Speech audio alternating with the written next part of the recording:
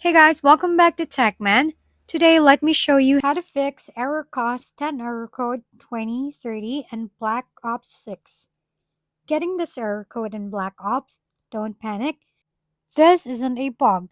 It's actually a built-in requirement for rank play. To qualify, you'll need to finish in the top 15 in Warzone or top 6 in Resurgence at least 20 times or score 20 wins in standard modes. But here's something most players miss. Everyone in your party must meet this criteria. If even one teammate falls short, the whole squad gets locked out. No need to reset your router, verify files, or reinstall the game. Those won't fix it. And switching to other modes won't change your rank status either. Stick to the grind, meet the goals, and rank mode will be unlocked before you know it. If we've been helpful, kindly give us a thumbs up, and don't forget to hit the subscribe and bell button for more contents.